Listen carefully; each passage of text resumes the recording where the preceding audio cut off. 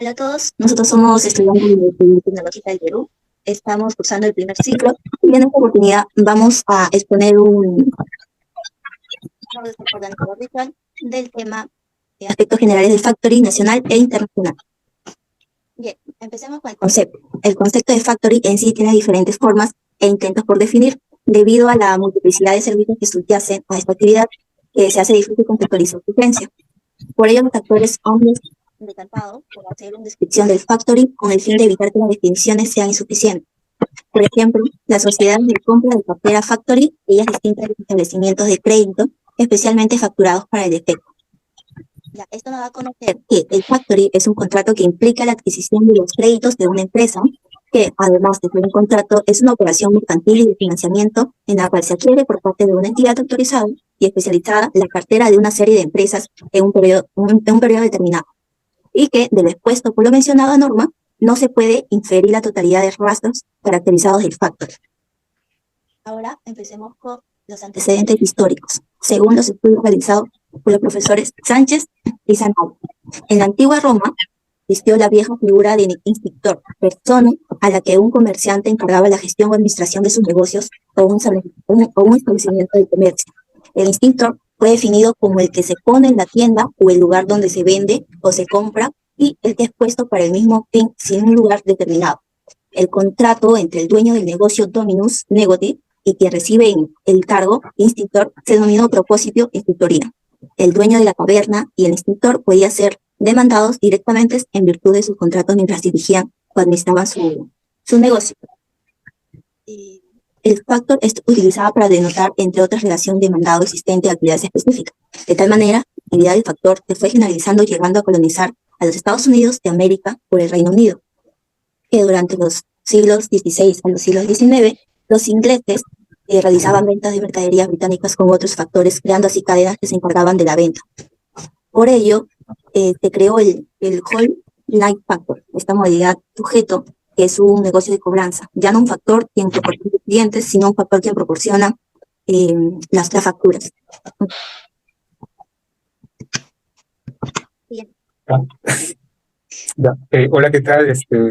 Buenas noches. Les saluda Alfredo Zunite, estudiante de la carrera de Contabilidad. A continuación vamos a explicar un punto muy principal, que es el tema de las clases de factoring.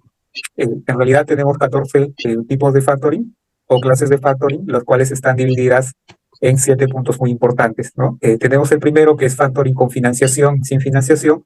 ¿A qué nos referimos con este tema? Necesariamente la única diferencia existe en que con el factoring de financiación siempre tiene que existir un producto o una cuenta por cobrar de por medio. No es la única diferencia. En el segundo punto, el dropshipping, en este caso, es otro tipo de factoring que necesariamente se refiere a que, por ejemplo, un empresario decide en conjunto con un proveedor elaborar cierto producto, pero en este caso el proveedor no cuenta con el aval o con el financiamiento necesario para poder, en este caso, elaborar dicho producto. Es donde entra a tallar este tipo de factoring, ¿no? En este caso, el empresario lo que hace es, en primer lugar, avalar dicha gestión, y la cual, pues, finalmente se hace el pago de las facturas una vez el producto esté todo ok o todo listo, pues, ¿no? Tenemos luego el factoring con recurso y sin recurso, que es un mixto entre dropshipping y factoring con financiación y sin financiación. Luego tenemos el punto siguiente, doméstico e internacional, que necesariamente se refiere, en este caso, lo ves desde el punto local, en este caso en el tema de doméstico, dentro de un país determinado, y el internacional, que más adelante nuestro compañero va a detallar un poco más profundo sobre el tema, que es fuera del país, pues, ¿no? Tenemos el factoring de exportación e importación, que tiene una similitud con el doméstico e internacional, con la gran diferencia, pues, que en este caso un factoring de exportación lo puedes utilizar, en este caso, dentro del país, así como también puedes exportarlo a otro país como Colombia o algún país vecino de Latinoamérica, ¿no? Es un ejemplo. Luego tenemos el factoring split y el factoring vía exception, ¿no? Que son más que todo extras, pues, ¿no? Tenemos el otro punto muy importante, que es la naturaleza jurídica del contrato de factoring, que necesariamente nos referimos aquí cuál es la figura jurídica que tiene un contrato de factoring, ¿no? En realidad, según nuestra normativa peruana, el factoring no tiene una figura o naturaleza jurídica. ¿no? Es un punto muy importante a rescatar, dado que pues si lo comparamos con un préstamo, nos damos cuenta pues que el préstamo tiene una figura jurídica. En el caso del contrato de factoring, no, ¿no? Es como un tipo de financiamiento pues que de alguna forma, claro está que no está supeditado a alguna norma legal, pero que sí tiene una validez muy importante al momento de que una empresa pues decide financiarse con sus cuentas por cobrar, ¿no? A continuación va a exponer mi compañero Diego el siguiente tema.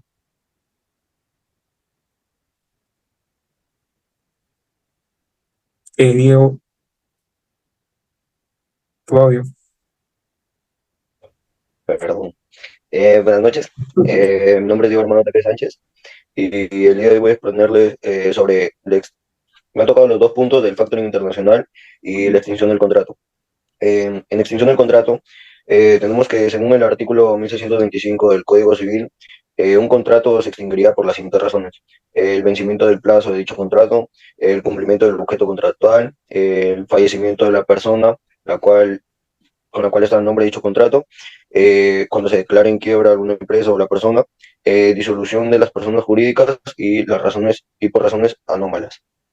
En el factoring internacional, el factoring internacional es una operación comercial por la cual una institución financiera le compra a un exportador las cuentas por cobrar a través de la adquisición de documentos comerciales originados por una venta al exterior a plazos.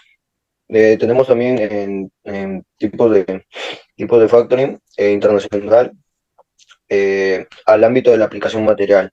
El artículo 1 fija el ámbito de la aplicación material de la convención, la cual se aplicará a los contratos de factoring y de cesión de créditos. También tenemos el ámbito territorial. Eh, Su internacionalidad no está determinada por el lugar donde se ubican las partes que celebran el contrato del factoring. Es posible que un contrato de factoring celebrado en un mismo país se le aplique la convención de tal manera que su internacionalidad dependa de entonces de la relación adyacente que le da origen. También tenemos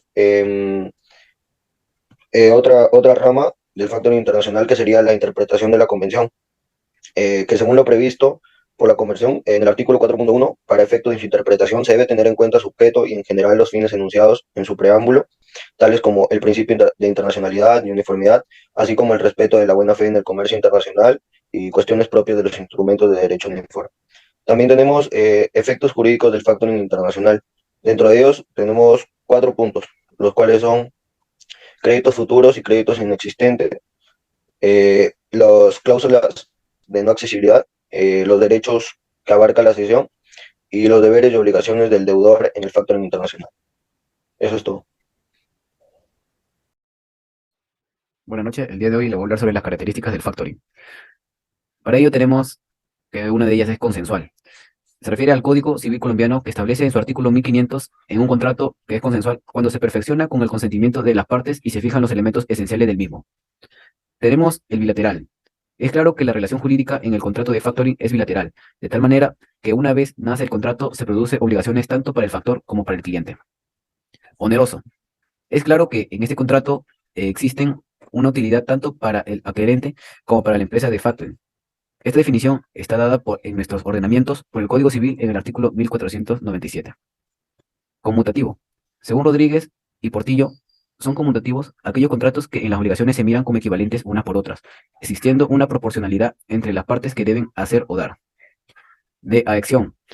En el caso de las empresas de factoring, es claro que habitualmente estas negocian con las empresas adherentes, incluso las cláusulas generales que utilizan en sus contratos, y lo hacen con la finalidad de brindarles un mejor servicio. Típico o atípico. Es claro que el factoring es uno de los ejemplos de aquellos contratos que revisen la llamada tipicidad social, que caracteriza por la falta de regulación legislativa, pero que por su frecuente arquitectura adquiere un nombre e incluso una normativa. A continuación le hablaré sobre las partes del contrato, que son el cliente adherente. Es la persona natural o jurídica con el cual el factor se vincula contractualmente y quien tiene como objetivo el exonerarse de un conjunto de trámites administrativos y contables. Enseguida tenemos las obligaciones del cliente adherente, que son la cláusula de exclusividad, garantizar la existencia del crédito. El cliente tiene la carga de notificar, remunerar al factor, informar y documentación. Los derechos del cliente son derechos al cobro de los créditos y a la financiación, derechos a servicios accesorios y la asunción del riesgo. Obligaciones del factor, pago del precio, asunción del riesgo de insolvencia. Y por último tenemos derechos del factor, que viene a ser derecho a la aprobación, derecho a revisar la contabilidad y documentación del cliente. Gracias.